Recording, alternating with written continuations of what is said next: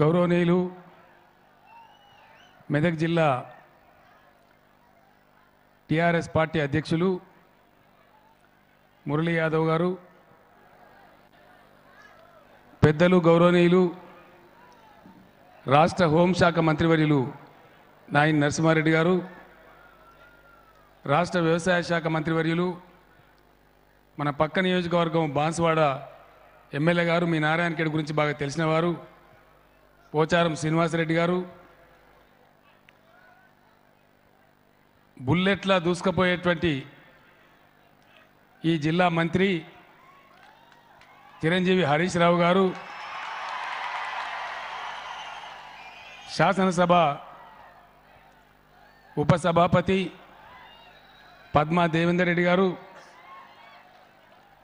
వేదిక మీద ఉన్నటువంటి గౌరవ పార్లమెంట్ సభ్యులు బివి పాటిల్ గారు, మెదక్ ఎంపీ ప్రభాకర్ రెడ్డి గారు, శాసనసభ్యులు, శాసన మండలి సభ్యులు,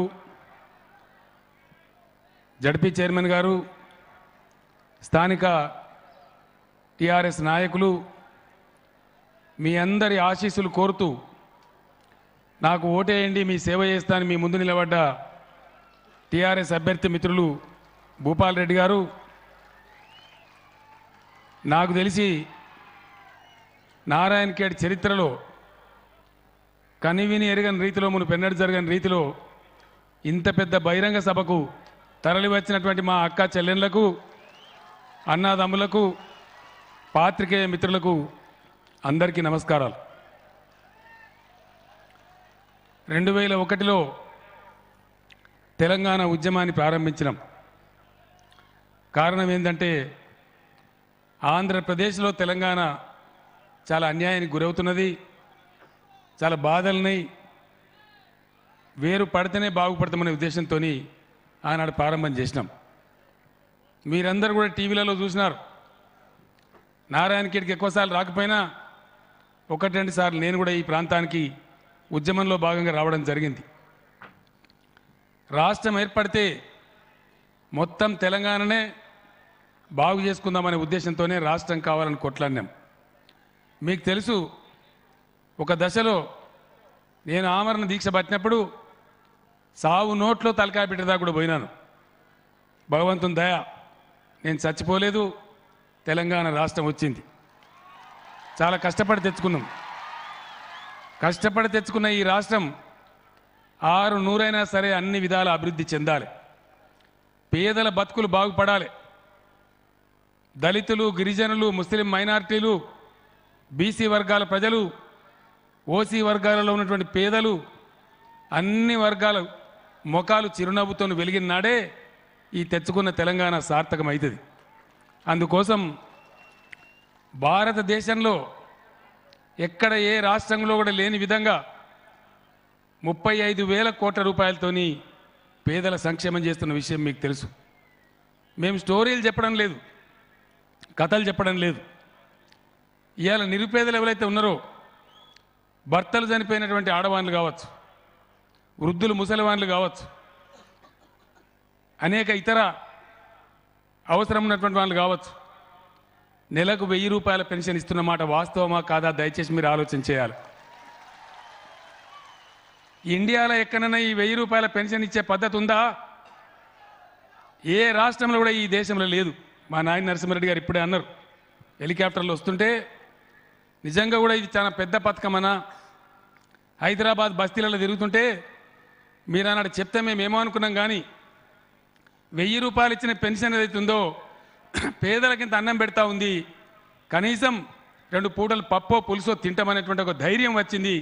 చాలా మంచి పని మీరు చేసినారు, అందుకే హైదరాబాద్లో మనకు ప్రజలంతా దీవెన ఇచ్చిందని చెప్పి నాయన నరసింహారెడ్డి గారు చెప్పినారు. ఇలా 1000 రూపాయల పెన్షన్ నారాయణఖేడ్లో కూడా 34,000 మందికి అందుతున్న మాట నిజం. అది మీ అందరికీ తెలుసు అని చెప్పి నేను మనవి చేస్తా ఉన్నా. గతంలో ఏలిన మహారాజులు కుటుంబంలో ఎంతమంది ఉన్నా ఇంతే బియ్యం ఇస్తామని మాట్లాడింది. 4 కిలోలు ఇస్తామన్నారు. ఈరోజు 6 కిలోల బియ్యం ఇస్తూ కుటుంబంలో ఎంతమంది సభ్యులుంటే అంతమందికి ఇవ్వమని చెప్పి కూడా ఆదేశం ఇవ్వడం జరిగింది. ఆ బియ్యం మీకు కూడా అందుతున్నాయని చెప్పి నేను మనవి చేస్తూ ఉన్నాను. వికలాంగ సోదరులుంటే వాళ్ళకి ఈరోజు 1500 రూపాయల పెన్షన్ ఇస్తూ ఉన్నాం. వాళ్ళకి అందుతున్న మాట కూడా వాస్తవం. ఇవన్నీ మీ అనుభవంలో ఉన్నాయి. ఆటో రిక్షా కార్మికులు ఉన్నారు, వాళ్ళకి ట్యాక్స్ లేకుండా రద్దు చేస్తామని చెప్పినాం. ఇవాళ ఆటో రిక్షాలకు ట్యాక్స్ లేని మాట నిజమా కాదా? మా నారాయణఖేడ్ ఆటో రిక్షా నడిపేటువంటి అన్నదమ్ములు ఆలోచించాలని చెప్పి నేను కోరుతా ఉన్నా. డ్రైవర్లు ఉన్నారు తెలంగాణలో 10 లక్షల మంది. వాళ్ళందరికీ ప్రమాదం జరిగితే 5 లక్షల రూపాయలు వచ్చే విధంగా బీమా సదుపాయం ఏర్పాటు చేసింది టీఆర్ఎస్ ప్రభుత్వం. గతంలో ఏ ప్రభుత్వం అనే ఈ ఆలోచన చేసిందా? దయచేసి ఆలోచించమని చెప్పి నేను కోరుతా ఉన్నా. అదేవిధంగా అనేక కార్యక్రమాలు చేసినాం. నాయి బ్రాహ్మణ సోదరులు ఉన్నారు.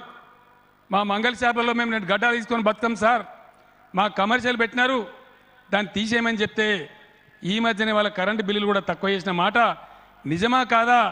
మా నాయి బ్రాహ్మణ సోదరులు ఆలోచించాలని చెప్పి నేను కోరుతా ఉన్నా. ఈరోజు దేశం ఆశ్చర్యపడే విధంగా, ప్రపంచ దేశాలలో కూడా ఎక్కడ లేని విధంగా ₹1 కూడా పేదలు తమ ఇంటి నుంచి ఖర్చు పెట్టకుండా డబల్ బెడ్రూమ్ ఇల్లు కట్టించే ప్రభుత్వం ఏదైనా ఉందంటే అదొక తెలంగాణ ప్రభుత్వం అని చెప్పి నేను మనవి చేస్తా ఉన్నా. ఇదంతా కష్టపడి తెచ్చుకున్న తెలంగాణ బాగా కావడం కోసం, పేదలు సంతోషంగా ఉండడం కోసం చేస్తున్న సంక్షేమ కార్యక్రమం. హాస్టళ్లలో చదువుకునే పిల్లలకు ఇలా సన్న బియ్యం పెడతా ఉన్నారు. ఆ పిల్లలు మంచిగా ఎదగాలని చెప్పి, కడుపు నిండా తినాలని, ఇవన్నీ కూడా మీకు తెలుసు. ఇప్పుడు ఇవన్నీ అమల్లో ఉన్నాయి. నేనేదో కథలు చెప్పడానికి నారాయణఖేడ్కి రాలే. నారాయణఖేడ్లో ఉన్నటువంటి న్యాయవాదులు, అడ్వకేట్లు, ఉపాధ్యాయులు, లెక్చరర్లు, ప్రభుత్వ ఉద్యోగులు, టీచర్లు, మేధావులు, చదువుకున్న వాళ్ళు, యువకులు దయచేసి ఆలోచించమని చెప్పి నేను కోరుతా ఉన్నాను.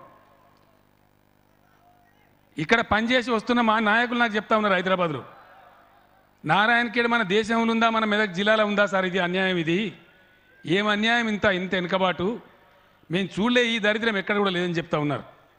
ఒకటే ఒక్క మాట దయచేసి ఇక్కడ ఉన్న మేధావులు, పెద్దలందరూ ఆలోచన చేయాలి. ఇవాళ నారాయణఖేడ్లో స్వతంత్రం లేదు.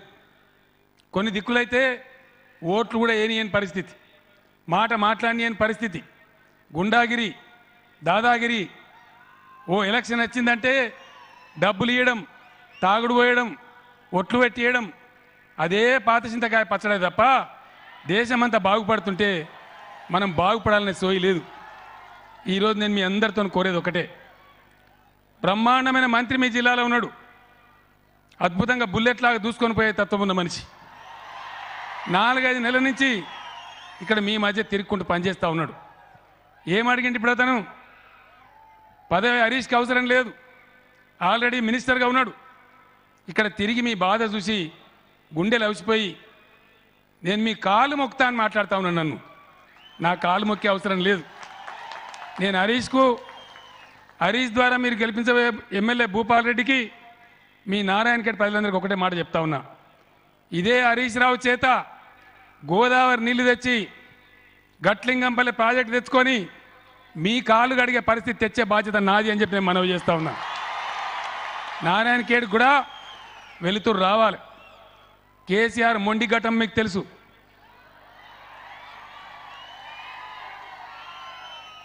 మొండి ఘటమేనా? నేనేదైనా చెప్పినా అంటే 600 సరే, ఆనాడు తెలంగాణకు బయలుదేరినాడు అన్నారు. తెలంగాణ కోసం కొట్లాడకపోతే వీనితోనేమవుతుంది, వీడు బక్కపేదోడు, ఎవడో ఆయనతో బొండిగా విసికెత్తాడని చెప్పిండ్రు. తెలుగుదేశం వాళ్ళు చాలా మాట్లాడినరు, కాంగ్రెస్ వాళ్ళు చాలా మాట్లాడినరు. కానీ ఈ బక్కోడే తెలంగాణ తెచ్చిన మాట నిజమని చెప్పి నేను మనవి చేస్తా ఉన్నా. ఇవాళ బ్రహ్మాండంగా పట్టుదలన్న మంత్రి మీ జిల్లాలో ఉన్నాడు. యువకుడు, చదువుకున్నవాడు, ఇంజనీరింగ్ గ్రాడ్యుయేట్గా ఉన్నటువంటి భూపాల్ రెడ్డి మీ కళ్ళ ముందర ఉన్నాడు. హరీష్ ఒకటే మాట మీకు చెప్పిండు, 100%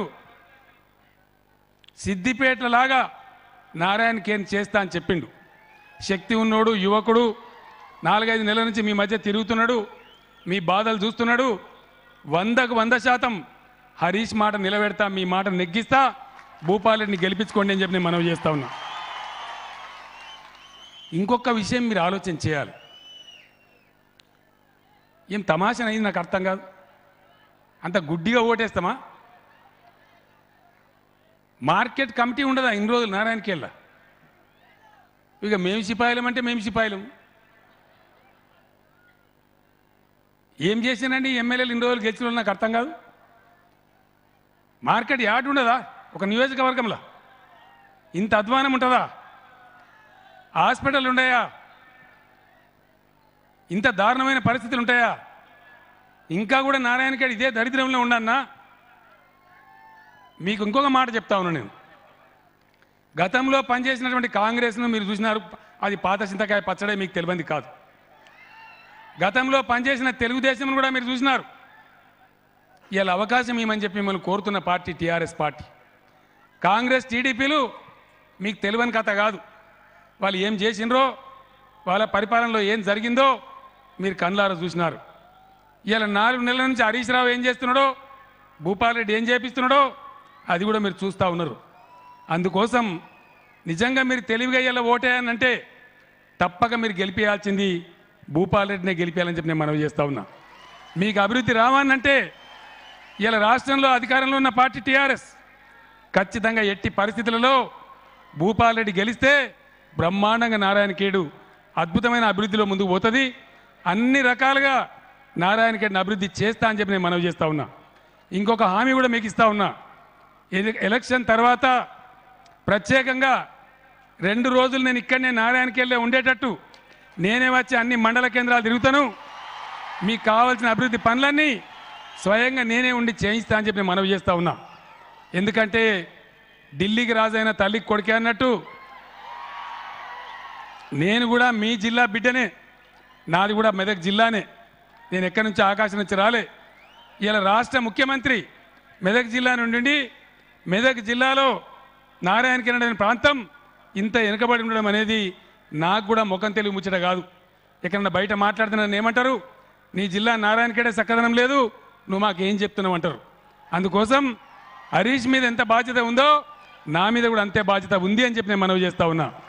అందుకోసం ముఖ్యంగా మేధావి వర్గం దయచేసి మీరు ఆలోచన చేయాల్సింది, ఈరోజు ఏ పార్టీ గెలిస్తే నారాయణఖేడ్కు న్యాయం జరుగుతుంది, ఏ అభ్యర్థి గెలిస్తే నారాయణఖేడ్ బ్రహ్మాండంగా అభివృద్ధి జరుగుతుంది. నిన్న మాట్లాడుతుంటే చెప్తా ఉన్నారు, నాకు గతంలో తెలుసు బాబు మోహన్ గారు మన ఆందోళన ఎమ్మెల్యే. వెనకట 20 ఏళ్ళ కింద మా మాణిక్రెడ్డి గారు నేను కలిసి బాబు మోహన్ గారిని బై ఎలక్షన్లో గెలిపేయడానికి పోయినాం. ఆ రోజు మెదక్ జిల్లాలో నేను రవాణా మంత్రిగా ఉంటి. ఇవాళ హరీష్ ఎట్లయితే చెప్పిండో ఆయన నేను చెప్పడం జరిగింది. ఇవాళ 20 ఏళ్ళ తర్వాత నారాయణఖేడ్కి వస్తే మళ్ళీ హరీష్ కూడా అదే మాట చెప్పేటువంటి పరిస్థితి ఉన్నది. అంటే పశ్చిమ మెదక్ జిల్లాలో ఒక పెద్ద ప్రయత్నం జరగాలి. ఇవాళ నారాయణఖేడ్తో పాటు ఆందోళన కానీ ఈ వెనుకబడ్డ ప్రాంతాలన్నీ ఖచ్చితంగా బాగుపడాలి. ఎలక్షన్లో కోడాటం ఉంటుంది మీకు తెలుసు. నేను గిజ్జేస్తా గజ్జేస్తా అని చెప్పా, కానీ మీకు ఏది అవసరం ఉన్నదో అవన్నీ చేసి పెడతా అని చెప్పి నేను మనవి చేస్తూ ఉన్నా. ఇవాళ మిషన్ భగీరథ మీ అందరు చూస్తున్నారు. మిషన్ భగీరథ కార్యక్రమం జరుగుతూ ఉన్నది. నుల్క మంచం మీద స్నానం చేసి నీళ్ళు వాడుకోవడం కాదు, ప్రతి ఇంటికి మీ ఇంట్లో నల్లా పెట్టి, మీరు నల్లా కూడా కొనుక్కునే అక్కర్లేదు, ఇప్పుడు ఆ పథకంలో భాగంగా ఉంది. ప్రతి ఇంటికి నల్లా పెట్టి మీకు బ్రహ్మాండంగా పరిశుభ్రమైన మంచినీళ్ళు తెచ్చిచ్చే పథకం ప్రభుత్వం ఆల్రెడీ చేస్తూ ఉంది. నారాయణఖేడ్ కూడా ఆ పథకం చాలా స్పీడ్గా అమలు చేయిస్తా అని చెప్పి నేను మనవి చేస్తూ ఉన్నా. ఈ రకంగా రేపు డబుల్ బెడ్రూమ్ ఇల్లు కట్టుకోవాలన్నా, సంక్షేమం చేసుకోవాలన్నా, అనేక విధాలుగా ముందుకు పోవాలన్నా ఖచ్చితంగా అధికార పార్టీ అభ్యర్థి భూపాల్ రెడ్డి గెలిస్తే అది సాధ్యమవుతుంది. కాబట్టి దయచేసి మీరు ఇంకో విషయం గమనిస్తూ ఉన్నారు. ఇలా బంగారు తెలంగాణను బట్టి డ్రామా చెప్తే, మాటలు చెప్తే కాదు, ఇక్కడున్న అన్ని వర్గాల ప్రజలు బాగుపడాలి. నారాయణఖేడ్లో 200 లంబాడి తండాలని చాలా దుర్భరమైన బతుకున్నది. అందుకోసమే టీఆర్ఎస్ ప్రభుత్వం ఆల్రెడీ మొట్టమొదటి క్యాబినెట్ మీటింగ్లోనే ఆర్డర్ పాస్ చేసినాం, ఆదేశం ఇచ్చినాం. రాబోయే పంచాయతీరాజ్ ఎన్నికల వరకు మొత్తం తండాలన్నీ గ్రామ పంచాయతీలు అయిపోతాయని చెప్పి మా లంబాడి సోదరులకు నేను మనవి చేస్తూ ఉన్నా. మీకోసం 12% రిజర్వేషన్ కోసం మైనార్టీ కమిషన్ అపాయింట్ చేసినాం. త్వరలోనే ఆ ఫలితాలు వస్తే, వాళ్ళ రిపోర్ట్ వస్తే తప్పకుండా గిరిజనులకు ఆల్రెడీ మీకు ఇచ్చినటువంటి హామీ 12% రిజర్వేషన్ కూడా అమలు చేస్తామని నేను మనవి చేస్తూ ఉన్నా. ఇలా దళిత సోదరులకు 3 ఎకరాల భూమి కొనిస్తూ ఉన్నాం. పేద వర్గాల కోసం షాదీ ముబారక్ కళ్యాణ లక్ష్మి అనే పథకాన్ని పెట్టినాం, పేదలకు అవి అందిస్తూ ఉన్నాం. రాబోయే బడ్జెట్ తర్వాత బీపీఎల్ కార్డు ఉన్న వాళ్ళందరికీ ఇస్తామని చెప్పినాం. తప్పకుండా కళ్యాణ లక్ష్మి పథకాన్ని, షాదీ ముబారక్ పథకాన్ని రేషన్ కార్డు ఉండే ప్రతి వాళ్లకు అమలు చేసే నిర్ణయం ఆల్రెడీ ప్రభుత్వం తీసుకున్నదని కూడా మీకు నేను తెలియజేస్తా ఉన్నాను. ముస్లిం సోదరులు नारायण खेल लो पेद्द संख्यलो उंटाరు. मुसलमान भाइयों से मेरे गुजारिश है, आप लोगों ने देख चुका है, आपके पास तजुर्बा है, मुझे कोई चीज़ बताने की ज़रूरत नहीं है. 60 साल की आज़ादी में नारायण खेड़ का हालत क्या है और इसके जिम्मेवार कौन है. हुकूमत किसी ने किया है तो 40 साल कांग्रेस का हुकूमत था रियासत में और 20 साल तेलुगु देशम का हुकूमत था. हुकूमतें बदले, नेता बदले, लेकिन नारायण खेड़ का हालत नहीं बदला. वजह क्या है इसको जानना चाहिए, पहचानना चाहिए. आज हम किस लिहाज से, किस तरह से हर मजहब के लोगों को तेलंगाना रियासत में सरकार किस तरह कदर कर रही है ये आप लोग बखूब जानते हैं. हम रमजान किस तरह मनाएं और क्रिसमस किस तरह मनाएं, बोनाल किस तरह मनाएं, ये सारी चीज़ें आपके सामने है. और यहाँ के मुसलमान दानिश्वरों से, मुसलमान भाइयों से, बहनों से मेरा गुजारिश है कि भूपाल रेड्डी को जिताइए, कार निशान पे वोट दीजिए. नारायण खेड़ का तरक्की का जिम्मेदारी मैं लेता हूं और ज़िले का मंत्री जो नौजवान लड़का है, जिन्होंने देखा है, पूरे हालात को समझा है, वो आपके साथ खड़े रह के तरक्की करने का वायदा लिया है. इसीलिए मैं आप लोगों से गुजारिश करता हूं कि भूपाल रेड्डी साहब को जिताइए. సోదరులారా, సోదరిమణులారా, నేను మీ అందరికి ఒకటే మాటని ముగించే ముందు ఒకటే మాట చెప్తా ఉన్నా. తెలిసి కూడా గొయ్యిలో పడడం తెలివి కల్ల పని కాదు. అర్థం కానప్పుడు సంగతి వేరు. అర్థం అయిన తర్వాత, విషయం తెలిసిన తర్వాత మన ఏళ్ళతో మనకన్నే పొడుచుకోవద్దు. మనం పండ్లు తినాలనుకుంటాం, ఏం చేయాలి? పండ్ల చెట్టు పెట్టాలి. ముండ్ల చెట్టు పెట్టి పండ్లు కాయమంటే కాస్తుందా? కాస్తుందా? ఇప్పుడే హరీష్ రావు చెప్పిండు, గాడిదలకు గడ్డేసి ఆవులకు పాలు పిండితే పాలు వస్తాయా? ఓటు వేసేటప్పుడే చాలా జాగ్రత్తగా ఆలోచన చేయాలి.